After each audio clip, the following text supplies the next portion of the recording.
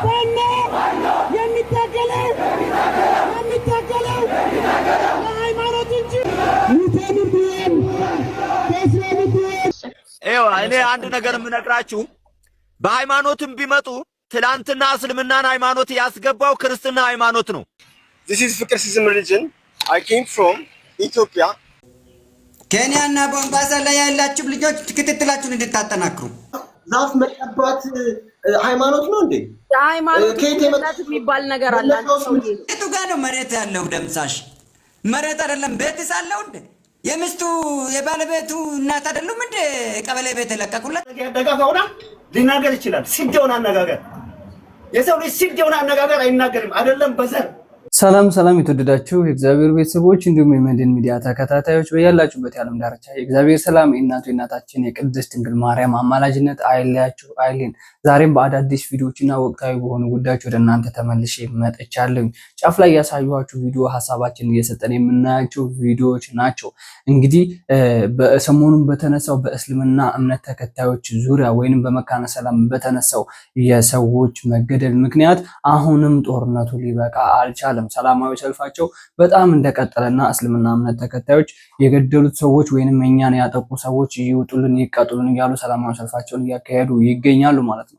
ሌላው እንግዲህ ፍቅርሲዝም በኢትዮጵያ ውስጥ በሚኖርበት ወይንም በኖረበት ጊዜያቶች ከመንግስት ጋር ያለውን ጸብ እንዲሁም ከደህንነት አካሎች ጋር የነበረውን ጸብ አስመልክቶ አሁን በኬንያ ሀገር እየኖረም እንግዲህ ፖለቲካውን አልተውም ማለት ነው። ስለዚህ አሁንም ወደ ጦርነት ውስጥ ለማስገባት ህዝቡን እየቀስቀሰ ያለ ሰው ነው። አሁን ደግሞ እንግዲህ በኬንያ ያላችሁ ኢትዮጵያን የምትወዱ ሰዎች ፍቅርሲዝምን ይዛችሁ ለህግ አቅርቡ የሚል ከመንግስት የመጣ ትዕዛዝ ወጥቷል ማለት ነው። እሱንም አብረን የምናይ ነው የሚሆነው። ሌላው እንግዲህ የሀዲያና የወላይታን እንዲሁም የከምባታን ሰዎች መጥፎ ስድብና አጸያፊ ቃላቶች እያወጣ እየተናገረ ወይንም እየተሳደበ የነበረው በቲክቶክ ላይቭ ላይ ሶሻል ሚዲያ ላይ አጸያፊ ስድቦችን እየተሳደበ የነበረ ወጣት ለምን ተሳደበ? ስለዚህ አሁን በህግ ፊት ወይንም በህዝብ ፊት ቀርቦ ፍርድ እየተፈረደበት ነው የሚገኘው። ስለዚህ ይሄንም ሐሳብ እናያለን። የሱ ማጸያፊ ነገር ነው። እነሱም እያደረጉ ያሉት ነገር በአሁን ሰዓት ትክክል አይደለም ማለት ነው። ስለዚህ እሱንም የምናይ ነው የሚሆነው እና ሌሎች ቪዲዮዎችም አሉ። እነዚህን ቪዲዮዎች ሐሳባችንን እየሰጠን የምናያቸው ቪዲዮዎች ናቸው። እናንተ እስከ ቪዲዮ ፍጻሜ ድረስ አብራችሁን ቆዩ።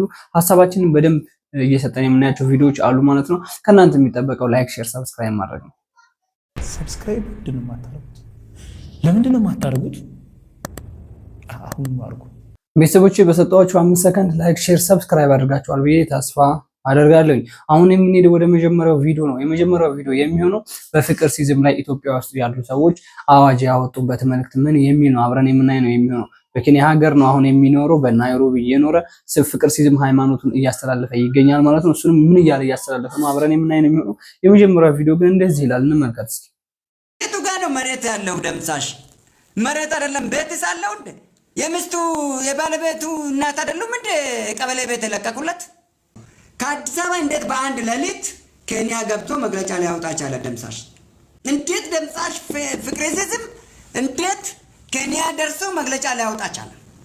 ህዝብ ሲሳደብ ኢሬቻ ሲሳደብ ነበር። ኢሬቻ ለትራሱ ኢሬቻ ምናምን ብሎ ሙልጫ ሲያደርግ ነበር። መንግስት ሲሞልጭ ነበር። የት ነበረ የሀገሪቷ አርቲፊሻል ኢንተለጀንስ? ይሄ ሰውዬ ላይቭ ላይ ነው እንግዲህ 24 ሰዓት ላይቭ ላይ ቁጭ ብሎ ነው ሲሳደብ የሚውለው።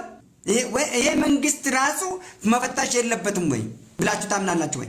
ለምን እንደዚህ አይነት ወንጀለኞቹ ለምን ምንሰራ? አሁን እኮ ከሚሳደቡት ወንጀል ከሚሰሩት ልክ እኛ የምንሰራው ሰራተኞች እኮ እየፈራን መጣን። አሁን ከለላ ያስፈልገናል። የህግ ከለላ የለንም።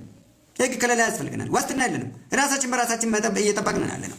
ተጠናክረን ራሳችን በራሳችን ካልጠበቅን በስተቀር አስፈሪ ጉዳይ ናለ። ጋንግስተር የነገሰበት፣ ጋንግስተር የበላይነት ያገኘንበት፣ ጋንግስተር የበላይነት ያገኘበትና ጋንግስተር የተባረከበት፣ ሌላው የተረከሰበት። ኦሮሞ ቢሆን እውነት 48 ሰዓት ውጪ ይቆያል ወይ? ማታውን እኮ ነው በር የሚንኳካበት ኦሮሞ ቢሆን። ቤተሰቦች የመጀመሪያው ቪዲዮ ይሄን ነው የሚመስለው። እንግዲህ ከአሁን በፊት ፍቅርሲዝም መስራች ወይንም ደምሳሽ የፍቅርሲዝም ሃይማኖት መስራች የሆነው ግለሰብ ማለት ነው መንግስትን እየወነጀለ እንዲሁም የህግ አካሎችን እየተሳደበ ነው የምናውቅ የነበረው። መሬቴን ወርሰውብኛል፣ ቤቴንም አፈርሰውብኛል። ቤት 10 ሚሊዮን የሚያወጣ ቤት ነበረኝ፣ እሱንም አፈርሰውብኛል። ስለዚህ እኔን ወደ ጎዳና ላይ ጥለውኛል፣ እንዲሁም ለ3 ወር ያክል ታስሬ ነው የወጣሁት እያለ እንግዲህ መንግስትን እየወነጀለ የህግ አካሎችንም እየተሳደበ ነበር የምናውቀው ማለት ነው። በአሁን ጊዜ ከኢትዮጵያ ወጥቶ ኬንያ የፍቅር ሲዝም ሃይማኖትን እያስፋፋና እየሰበከ የምናውቀው ደምሳሽ ወንድማችን ማለት ነው።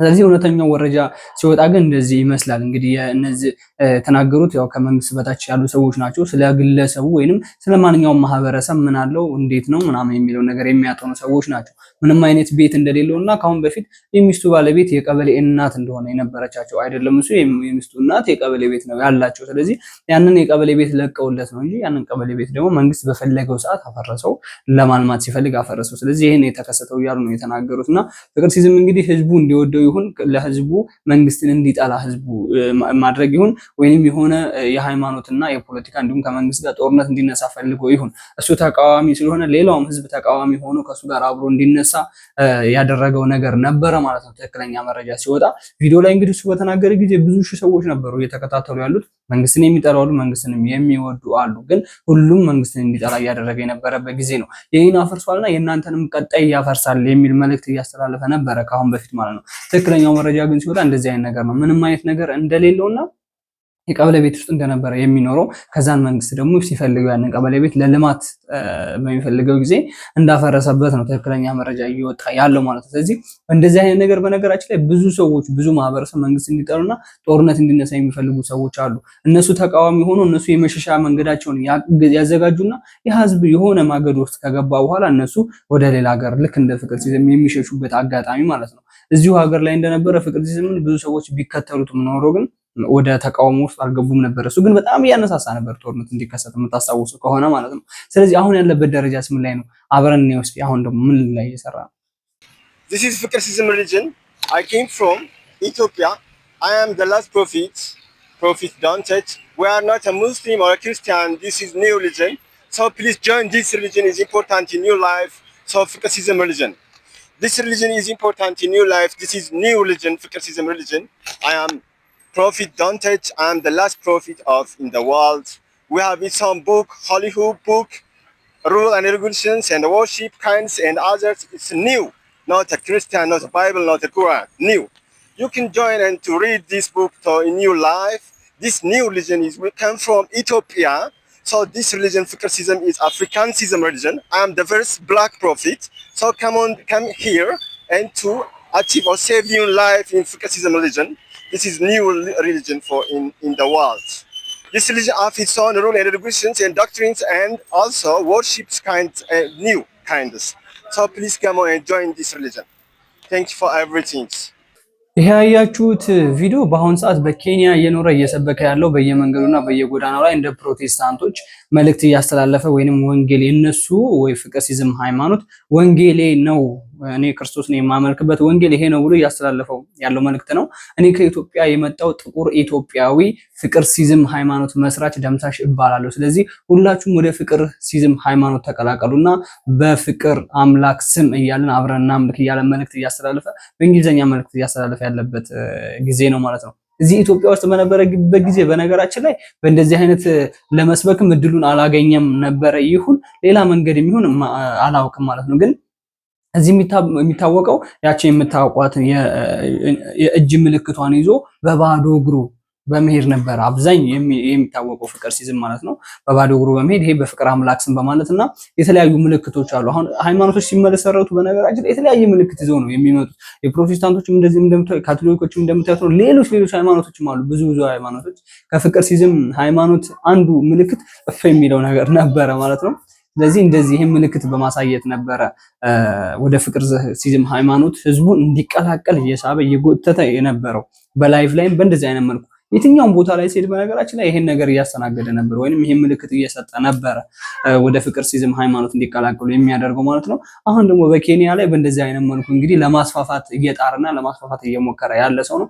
በየት እንደወጣ የሚታወቅ ነገር የለም፣ እንዴት እንደወጣ የሚታወቅ ነገር የለም። እዚህ እንግዲህ መንግስትን በመሳደቡና የህግ አካሎችን በመቃወሙ ጦርነት እንዲነሳ በማድረጉ በህግ እየተፈለገ ነበር፣ ግን ሊያዝ አልቻለም ተብሎ መግለጫ ሞቷል። ስለዚህ እንዴት ወጣ?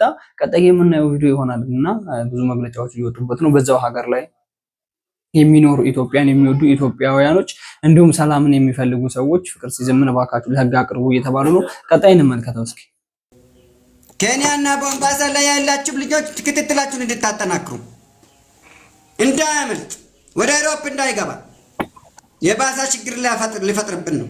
አንድ ነገር ይሄ ሰው አምልጠው ከኬንያ ከሩዋንዳ ከታንዛኒያ አልፎ ከሄደ አባቴ ያልወለደኝም አለቃችሁም፣ እናንተን ወርድባችኋለሁ፣ እቀጣችኋለሁ።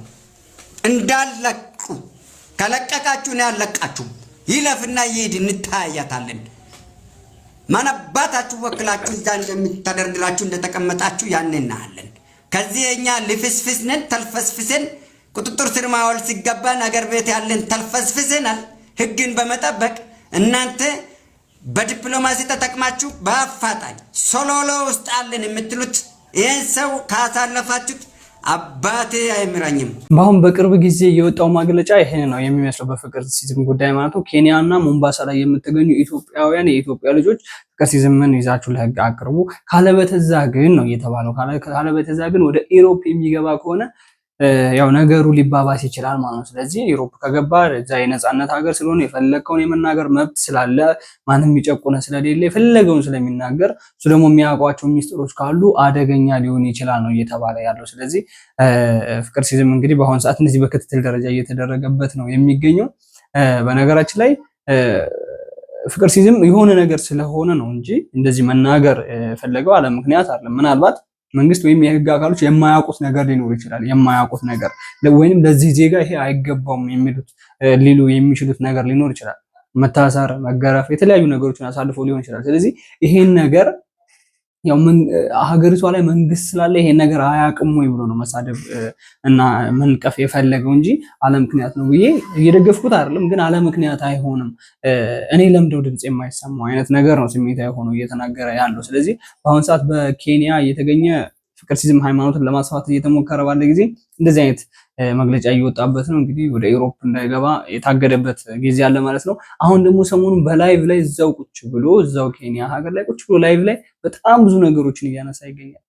አሁንም ሊያርፍ አልቻለም ማለት ነው። ስለዚህ በቃ እኔ አንዴ ሙቻለሁ የመጣው ይምጣ አይነት ነገር ነው እንግዲህ እየጎረረ ያለው። እስኪ ቀጣይ ደግሞ ላይቭ ላይ ቁጭ ብሎ የተነጋገሩ ያሉትን ነገር አብረን እንስማቸው። ዛፍ መቀባት ሃይማኖት ነው እንዴ? የሃይማኖት እኩልነት የሚባል ነገር አለ። የሃይማኖት እኩልነት ጉቺ ዝም በይ እስኪ፣ አንቺም ጣልቃ አትግቡ፣ አትደቅ። እኔ አሁን ህዝብን ለማዳን ብዬ ነው እንዲህ የምናገረው። ጥንቆላ እንዲያስመልኩ አብይ ጥንቆላ ሊያስመልካቸው ሊያሳስታቸው ነው፣ ከእግዚአብሔር ሊያጣላቸው ነው በድሮ ህይወታቸው። እሬቻ ባዕድ አምልኮ ነው። ምንም አይነት ይዘት የለውም። በሬቻ ሊመለክ አይገባም። ጭራሽ ደግሞ መንግስት በጀት ይዞ እሬቻ ለምንድን ነው ለገና በጀት የማይዘው? ለፋሲካ በጀት የማይዘው? ለአረፋ በጀት የማይዘው? ለመውሊድ በጀት የማይዘው? ለምን ክርስቲያኖች ዝም ትላላችሁ? ለእናንተ በጀት ሳይያዝ ለእሬቻ ሲያዝ፣ ሙስሊሞች ለምን ዝም ትላላችሁ? ለአረፋና ለመውሊድ ሳይያዝ ለእሬቻ በጀት የሚያዘው ለምን? እናንተስ ከሁሉም ቀደምት የነበራችሁ ከኋላ የመጣው አይን ሲያወጣ ምንድን ነው? ይሄ የሁላችንም ጉዳይ ነው። ዝም ማለት የለብንም። ታርጊ እስኪ እንዴ ዛሬ ለምን ክርስቲያን ሙስሊም አንድ ላይ አትተባበሩም? እሬቻ የሚባለው ይሄን ያህል መንግስት ትኩረትና በጀት ሰጥቶት ሲሰራ ለምንድን ነው ሌላው ክርስቲያን እስልምና የነበረ የቆየ ሃይማኖት ሲረሳ እንደውም ትውልዱን ወደ ጥንቆላና ወደ ባዕድ አምልኮ በመውሰድ እያሳሳተ ይገኛል መንግስት? በነገራችን ላይ ይሄን ነገር እኛም የተቃወምነው ነገር ነበረ። የተቃወምነው ደግሞ መንግስት እንደዚህ ለምን ያደርጋል አይደለም። እኛ የተቃወምነው ሬቻ የሚባለው ሃይማኖት ወይንም የዋቄ ፈታ እምነት የሚባለው የጣዖት አምልኮ ነው የሚል ነገር በጣም በሬቻ ሰሞን መነጋገሪያ እየሆነ ነበረ። ማለት ፍቅር ሲዝምን በባለፈ እየተናገረ ኢትዮጵያ ውስጥም ሆኖ እየተናገረ ያለው ነገር ነበር። እኛ ኦርቶዶክሳውያንም ይሄን ነገር ተቃውመናል፣ አሁን እንቃወማለን። እንደዚህ አይነት ክርስትናን ከሌላ እምነት ጋር ወይም ከሌላ አምልኮ ጋር ማደባለቅ አይቻልም ብለን አይደለም የሚሄዱትን ሰዎች አረም ሊቃነ ጳጳሶችን ጭምር እየተቃወምን ነበረ። እዛ ቦታ ላይ የተገኙ እነ አቡነ ገብርኤልን ጨምሮ ነው የተቃወምን የነበረው። ሬቻ ሄዶ ግንድ ላይ እንጨት መቀባት፣ የደም መስዋዕት ማቅረብ አምልኮ ነው፣ ጣዖት አምልኮ ነው፣ ሌላ ባዕድ ማምለክ ነው። ይሄ ግልጽና ግልጽ ነገር ነው። ዋቄፈታ እምነት ተከታዮች ብዙ ሺህ ዓመት ወደኋላ ታሪክ ተመልሳችሁ ብታገኙት ብታነቡ ብታውቁ ነው በ1620 ጀምሮ የተመሰረተ ነገር ነው። ነገር ግን ያደረጉት ነገር ዋቄፈታዎች እሬቻ የሚለውን ነገር ከእንትን ነው ያመጡት። ለዋቄፈታ ከአንድ ዓመት ስላሸጋገርከን የምስጋና ነው። ግን እያደር ዘመን ከዘመን ሲቀየር አሁን ላይ ያለው ነገር ወደ አምልኮ ስለተቀየረ ይሄን ነገር እየተቃወሙ ነበር። የፍቅር ሲዝም የተቃወሙ በነገራችን ላይ ይሄን ነው እንጂ ስለ በጀቱ እኛ መብት አያገባንም። የፈለገ ነገር መበጀት ይችላል፣ ስለሱ አይደለም። ለምን ለመስቀልም የተበጀተ ስለሆነ ማለት ነው። ግን ይሄ አሁን እሱ የሚናገረው ነገር ስለሸሸም እርስ በርስ እምነት ተከታዮችን እርስ በርስ የማጋጨት ስራ ነው እነዚህ አማርኞች የሚያመጡት። በነገራችን ላይ ይሄ አጀንዳ ሆኖ በኢትዮጵያ ኦርቶዶክስ ተዋሕዶ ቤተክርስቲያን እምነት ተከታዮች እና በሌሎች ቤተ እምነቶች ላይ ጸብ የሚያስነሳ ነገር ነው። እኛ ግን መቃወም ያለብን ኦርቶዶክሳውያኖች አሁንም ቢሆን ኢሬቻ እንቃወማለን። ይሄ ጥያቄ የለው። ኢሬቻም በዓሉን ሳይሆን አምልኮን ነው የምንቃወመው፣ በዓሉን አይደለም።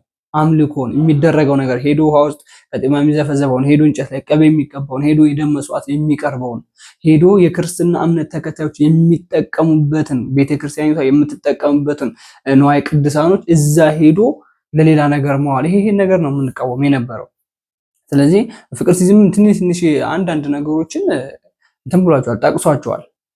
ግን እሱ የራሱን አጀንዳ እያስከተለ ስለሆነ ነው። ለማንኛውም ስለ ፍቅር ሲዝም እንደዚህ ካወራ ይበቃኛል። ቀጣይ ደግሞ በሀዲያና በወላይታ እንዲሁም በከምባታ ሰዎች ላይ መጥፎ አማርኛ ተናግሮ እንግዲህ የደረሰ ልጅ ነበርና እስኪ እኔው ምን እያደረጉት ነው? ደጋፋውና ሊናገር ይችላል። ሲድ የሆነ አነጋገር የሰው ልጅ ሲድ የሆነ አነጋገር አይናገርም። አይደለም በዘር በጎሳ ላይ በአንድ ራሱን በቻለው መንግስት ራሱ ሲፍራ በሰጠው ዶክተር አብይ ሲፍራ በየሰጠውን ከምባታ እሱ በሱ ጭንቅላት በጣም ያሳዝናል። ስለዚህ ይሄንን አይተን ለማሄድ ልጁን ለመቅጣት ሳይሆን ይሄ ልጅ አስፈላጊ ቅጣት ይሰጠው፣ ለምን እንዳለ ይናገር። ከዛ በኋላ አስፈላጊ ቅጣት ካልተሰጠው የጠራችሁት ኮሚቴ እኛን በድላችኋል ብለን ነው የምንናገረው። ሽማግሌም ቶሎ ብላችሁ ወደ ይቅርታ አትሉጡ። አስፈላጊ ቅጣት ይሰጠውና ይማር። ሌላም ሰው ከሱ መማር አለበት። ይሄንን ምራ ቴንክ ዩ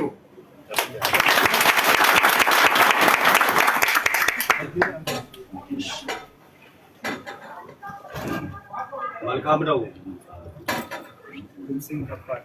ይሰማል ወደዛ ከምባታ ይሄን አይል አትላንቶ የሚወራ ብሔር አይደለም። ከምባታ ማለት ልጠቀም ይሄ ልጅ ኦሬዲ ራሱ በራሱ የሞተ ልጅ ነው። በሰው እጅ መሞት የለበትም። ራሱን በራሱ የሞተ የተወለደውን እናቱን የተወለደውን አባቱን ብሔሩን አገሩን ሁሉንም ነገር ገሎ ራሱም የሞተ ስለሆነ በማንም ልጅ ይሄ ልጅ መሞት የለበትም። ይሄ እርግማኔ ነው። ይሄ እርግማኔ ለአንዳችሁ መሆን የለበትም። ይሄ እርግማኔ ለዘር መተላለፍ የለበትም። ይሄ ልጅ የሞተ ነው። ይሄንን ልጅ ኃላፊነት ከሰጣችሁ ኮሚቴዎች ሊደሮች የሆነን ሰዎች ይሄንን ልጅ ኃላፊነት ወስደን ቤተሰብ ባጀት ስመድብ ይሄ ለሳውዝ አፍሪካ ለአገር ለእናትም ለማንም የማይሆን ስለሆነ ወደ አገሩ እንዲሄድ እናደርጋለን። በማናችሁም እጅ ላይ ይሄ ልጅ አይሙት ባይ ነኝ። ስለዚህ እናንተ ተረጋጉ። ልክ እኛ ሪስፖንሲቢሊቲውን ወስደን ይሄንን ልጅ በአንድ አቅጣጫ እንዲሆን እናደርጋለን። ተረጋጉ ለማለት ፈልጌ ነው። ደቡብ ማይም ነው ብለሃል። በደንብ አድርገህ ተናገር። ደቡቦች ማይሞች አይደሉም፣ ማይሞች ነው ብለሃል። በደንብ አድርገህ ተናገር። ከምባታ አንጀት ተመጋቢ ነው ብለሃል። በትክክል ንገረን፣ አስረዳን። እኛ ተመጋቢዎች አይደለን፣ ንጹህ ከምባታ ነን። ደቡብ ደግሞ ዓለምን በአሁኑ ሰዓት በደንብ እያሽከረከረ ነው። ኢትዮጵያንን ደቡብ ነው እየገዛ አለ። በደንብ አድርገህ ተናገር። በደንብ አልሰማንም፣ ምንም ነገር አልሰማንም።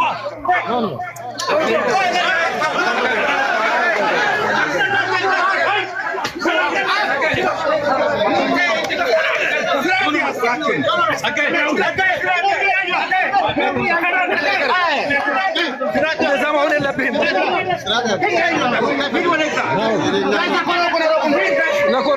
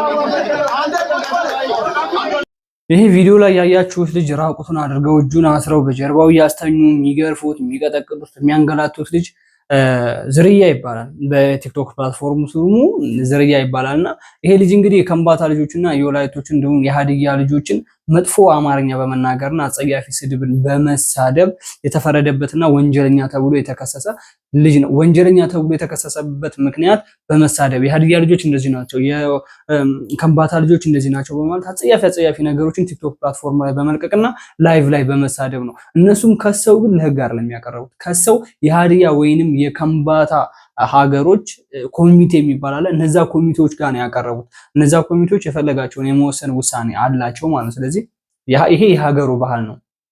ያ ልጅ ይገደል ከተባለ የሚገድሉበት፣ ይገረፍ ከተባለ የሚገረፍበት። አሁን ይሄ ቅጣት ላይ ያለ ነው። እጁን ወደ ኋላ አስረው ራቁቱን አድርገው ምናምን ነገር እጁን ወደ ኋላ አስረው እያንገላቱና እያሰቃዩት ያለ ልጅ ነው። በነገራችን ላይ እዚህ ላይ እንደምቃወም ነገርም አለ። ይቅርታ እያለ እያለቀሰ ባለበት ጊዜ ሁሉም የራሱን ስሜት የሚናገርበት አጋጣሚ አለ። አንዱ ሰውዬ በቃ ይቅርታ አድርጉለት በሚል ጊዜ አንደኛው ደግሞ ህዝቡ ያለውን እኔ መስማማለሁ ይላል። አንደኛው እኛን ተሳድቧል አንቋሿልና እሱ ራሱ መገረፍ፣ መቀጥቀጥ፣ መገደል አለበት ምንም ማለት። ስለዚህ ይሄ ደግሞ የኢትዮጵያዊ ስነ ምግባር አይደለም። ሀዲያና ከምባታ ያላችሁ ኦርቶዶክሳውያኖች ምንም አብዛኞቹ የፕሮቴስታንት እምነት ተከታዮች ቢሆኑም ፕሮቴስታንት እምነት ተከታዮች ወንጌል የሚያስተምረው እንደዚህ አይነት ወንጌል የለም። በፍጹም ከኦርቶዶክስ ላይ የተቆረጠ ወንጌል ቢሆንም ኖሮ እዛ የነሱ ወንጌል ውስጥ ሰው ካጠፋ ይገደል የሚል ወንጌል የለም። ይሄ የእስልምና እምነት ተከታዮች ባህሪና ወንጌል ነው። ስለዚህ ከምባታ ውስጥ ያላችሁ ሰዎች ይሄ ልጅ አሁን ይቅርታ እያለ በሚያለቅስበት ጊዜ እንደዚህ ደም እንባ እያለቀሰ ይቅርታ አድርጉለት ይላል። አንዱ የሰው ባህሪ ነው የያዘው፣ ባካችሁ ተሳስቶ ሊሆን ይችላል። ራሱም ተናገረ፣ እኔ ተሳስቼ ነው ይቅርታ አድርጉልኝ ባለበት ጊዜ። ስለዚህ ሰው ከሆናችሁ እንደ ሰው ማሰብ ከቻላችሁ ይቅርታ ማድረግ አለባችሁ እንጂ ራቁቱን አድርጋችሁ ወደ ኋላ እየቀጠቀጣችሁ እየገረፋችሁ ላይቭ ላይ እኮ ነው ቲክቶክ ላይቭ ላይ እንደዚህ አይነት በጣም ስነ ምግባር የጎደለው ስነ ምግባር ከሱ በላይ የነሱ ስነ ምግባር ነው የጎደለው በጣም ከሱ ሰውየው በላይ የነዛ ሰዎች የኮሚቴ የሚባሉት ይሄ በነገራችን ላይ እንትን አይደለም። ይሄ በጣም ዝቅተኝነት ነው። በፈጣሪም በምድርም በፈጣሪም የሚያስጠይቅ ነው። መንግስት ይሄን ነገር ካወቀ ራሱ ይሄ በጣም የሚያስጠይቅ ነገር ነው። ስለዚህ ይሄ ነገር ስህተት ነው በጣም። ልጁ አጥፍቷል፣ ጥያቄ የለውም። አጥፍቷል፣ በደንብ ነው ያጠፋው። የከምባታ ልጆች እንደዚህ በልናቸው፣ የከምባታ ልጆች እንደዚህ አስጠልናቸው ምናምን ብሎ የተሳደበው ነገር ሁላችንም ጋር ደርሷል። ሁላችንም ሰምተነዋል። በጣም አጸያፊ እንደሆነ በውስጥ መስመርም ጽፈንለታል፣ ኮሜንት ላይ መባክ ብለንም ለምነናል። ስለዚህ ይሄ ነገር ከማድረጉ በላይ ግን የእናንተ ጥፋት፣ የእናንተ ማንገላታት፣ የእናንተ ማሰቃየት በጣም እየባሰ ስለሆነ ነው። ዝርያ የሚባለው ልጅ አጥፍቷል። ዝርያ የሚባለው ልጅ ተሳድቧል። ዝርያ የሚባለው ልጅ ወንጀል ፈጽሟል። አንድም ብሔር ሁለት ብሔርን ተሳድቧል፣ አስቀይሟል። ህዝበ ምዕመኑን እንዲከፋቸው አድርጓል። ምንም ጥርጥር የለውም። ግን ከዛ በላይ ደግሞ በእንደዚህ አይነት መልኩ አይደለም ማስተማር ያለበት ነው። ይሄ ህዝብ በእንደዚህ አይነት መልኩ አይደለም ማስተማር ያለበት፣ በይቅርታ ነው ማስተማር ያለበት። ያዘው እንደዚህ ብሎ መክሮ በይቅርታ ማስተማር፣ በእንደዛ መልኩ ነው መማር ያለበት። አሁን ይሄ ልጅ ከዚህ ሀገር ወጥቶ ወደ ውጭ ቢሆን ደግሞ በደንብ ነው የሚሰድባቸው፣ እልህ ውስጥ ነው የሚገባው። ስለዚህ እነሱም እንደዚህ ልውስጥ ስለሆነ የሚገባው ብሎ ስለሚያስቡ ወይ ሊገድሉት ይችላሉ፣ ወይ የሆነ ነገር ሊያደርጉት ይችላሉ፣ ቆራጣ ሊያደርጉት ይችላሉ። እንደነዚህ አይነት ነገሮች ስነ ምግባር የጎደላቸው ነገሮች በህዝብ ደረጃ መሰራት የለበትም ነው። እሱ አንድ ግለሰብ ነው። ምናልባት ለመታወቅ ሊሆን ይችላል፣ ምናልባት ቪው ለማግኘት፣ ምናልባት ለመፈመስ ሊሆን ይችላል ይሄን ነገር ያደረገው። ስለዚህ በውስጥ አብዛኞቻችን ጽፈንለታል፣ ይሄን ቪዲዮ አጥፋ በማለት እንደዚህ አይነት ነገር አትስራ ማለት ጽፈንለታል። ስለዚህ ጊዜ አጋለጠው፣ ተያዘ። ላይቭ ላይ ያሉ ሰዎች ደግሞ እዛ በአካል ተገኝተው ቢሆን ምን አይነት ጫና እንደሚፈጥሩበት እዛ ልጅ ላይ ምን አይነት ግድያ እንደሚያደርጉበት እዛ ልጅ ላይ መገመት አይከብድም። ላይቭ ላይ ያሉ በስሜት የሚናገሩ ልጆች፣ ላይቭ ላይ ያሉ በእልህ እየተናነቃቸው የሚናገሩ ልጆች እያየናቸው ነው። ስለ ልጁ ማለት ነው። ልጁን ራቁቱን አድርጎ ላይቭ ላይ አስቀምጦ እንደዚህ አይነት ነገር ማድረጉ በጣም ስነ ምግባር የጎደለው ነገርና አግባብ ያልሆነ ነገር ነው ለማለት መብቴን ለማስተላለፍ ፈልጋለሁ። ቀጣይ ቪዲዮ አለ። እስኪ የእስልምና እምነት ተከታዮች አሁንም ሰላማዊ ሰልፋቸውን እየወጡ ይገኛሉ። እንዲሁም ሌሎች ደግሞ ሌላ ሀሳብ አለ። እስልምና እምነት ተከታይ ሆኖ እስልምና እምነት ተከታዮችን ኢትዮጵያ ውስጥ እንዲቆዩ ያደረጋቸው የኢትዮጵያ ኦርቶዶክስ ተዋሕዶ ሃይማኖት እምነት ተከታዮች ናቸው የሚል በጣም ድንቅ የሆነ ንግግር እንመልከተው እስኪ።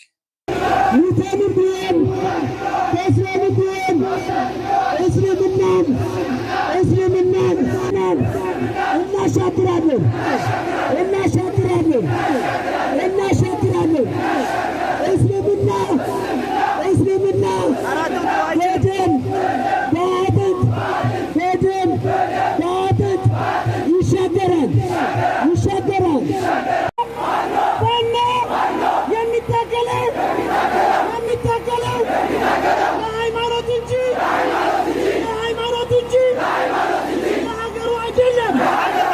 ለሀገሩ አይደለም። አላሁ አክበር። ከዚህ በኋላ ትዕግስት ሰልችቶናል። ሰልፍ ሳይሆን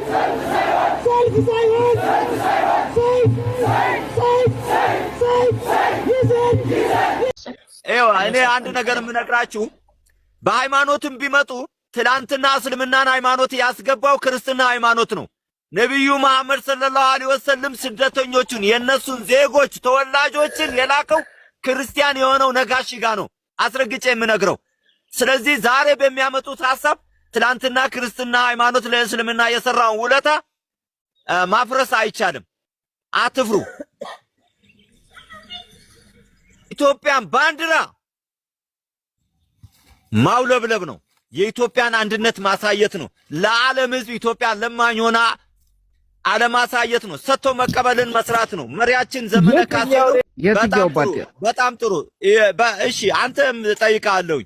በ1928 የሞትንበት ባንዲራ የትኛው ባንዲራ ነው? ይሄ አሁን ኢህአዴግ ይዞት የመጣው ባንዲራ ነው?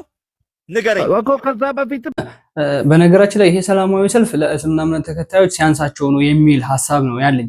ለምን በዛ በመካነ ሰላም ላይ ብዙ ነገሮች መስጊድ ውስጥ ተገብቶ የተሰራ መጥፎ ስነ ምግባር ባህሪ የጎደለው ነገር የተሰራለ። በዛን ጊዜ ግን ወንጀለኛ የተደረገው የኢትዮጵያ ኦርቶዶክስ ተዋሕዶ ቤተክርስቲያን እምነት ተከታይ የሆኑት የህግ አካሎች የሚባሉ ናቸው።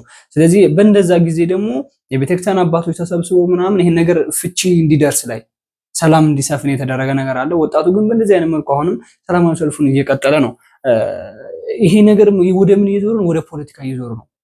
ግማሹ ለፋኖ የሚባለው ነገር ስለ ሃይማኖቱ ብቻ ነው ግድ የሚሰጠው፣ ስለ ብሔሩ ግድ አይሰጠውም የሚባል ነገር ማለት እሱ ውስጥ ነው ያልገባ። ምን ያገባኝ? የማውቀው ነገር ስለሌለ ፖለቲካ ውስጥ የማውቀው ነገር ስለሌለ እንደዚህ የሚባሉት ነገሮችን ምንም የማውቃቸው ነገር ስለሌለ፣ ግን አንድ የህግ አካል የተባለ ስለ ብሔር ብቻ አይደለም የሚሰራው። ይሄን ነገር ጠንቅቄ የሆነ ሂንቱም ስለሚኖረኝ ማለት ነው። የህግ አካል ህግ ውስጥ የተቀላቀለ ስለ ብሔር ብቻ አይደለም የሚሰራው። ስለ ብሔር ብቻ አይደለም የሚሰራው፣ ስለ ሀገሪቷ ነው የሚሰራው። ስለ ሃይማኖት ይሰራል። ሰላም እንዲሆን ፍቅር እንዲሰፍን ይሰራል። ስለዚህ እንደዚህ አይነት ተቃውሞዎች እየሰማው ስለሆነ ይሄ ሐሰት ነው ብዬ ነው የማምነው ማለት ነው። እና ሌሎች በቃ ለሃይማኖት ብቻ ነው እነዛን ስለሚወዱ ብቻ ነው እስልምና ማጥፋት ይፈልጋሉ። በጣም አጸያፊ የሆኑ አማርኞች ናቸው እዚህ ላይ የተጻፉት ማለት ነው። በወረቀት ያያችኋቸው ቪዲዮ ላይ ሁሉንም ማንበብ አይቻልም እንጂ ኦርቶዶክስና አጥቃኝ እስልምና የኢትዮጵያ መጀመሪያ ምናምን የሚሉ በጣም ብዙ ነገሮች ናቸው። ይሄ አይደለም። ኢትዮጵያ ላይ ብዙ ብሔር ብሔረሰቦችና ብዙ የእምነት ተከታዮች ሰዎች የሚኖሩባት ሀገር ነች። ስለዚህ እስከዛሬ በኖረችበት መንገድ መሰረት መኖር ነው እንጂ እከሌ እንደዚህ አጥፍቷልና እኛ ደግሞ ማናወቀ የኢትዮጵያ ኦርቶዶክስ ተዋሕዶ ቤተክርስቲያን እምነት ተከታይ መሆናቸው እዛ ቦታ ላይ ጥቃት ያደረሱት ማናወቀ። ይሄ ነገር መሀል ላይ ገብቶ ለመበጥበጥ የሚፈልግ ወይንም ሁለቱ ሃይማኖቶች እንዳይስማሙ፣ እንዲጋጩ፣ እንዲረባበሹ፣ ጦርነት እንዲያስነሱ፣ ሀገር ሰላም እንዳይሆን፣ በተለይ ወደዛ አማራ ክልል ላይ ሰላም እንዳይሆን የሚፈልግ አካል እንዳለ ነው እንግዲህ የሚታየው ማለት ነው እዚህ ላይ። ስለዚህ እናንተ ሰላማዊ ሰልፍ ወጥቶ አንዱን ሃይማኖት መቃወም ይሄ ወደዛው ሌላ ጦርነት ነው እንጂ የሚያመጣው ሰላምን አያመጣም። ስለዚህ አሁን ቀጣይ የተናገሩ አንድ በጣም ትልቅ ሰው አሉ። በጣም ትልቅ ሰው እኔ እነሱን እንደዚህ አዎ የኢትዮጵያ ኦርቶዶክስ ተዋሕዶ ቤተክርስቲያን እምነት ተከታዮች ናቸው እስልምናን ያቆዩት ብዬ መናገር አልችልም። ሀገራችን የሁላችንም ነች። ግን እነሱ የተናገሩት በጣም ድንቅ ነገር አለ።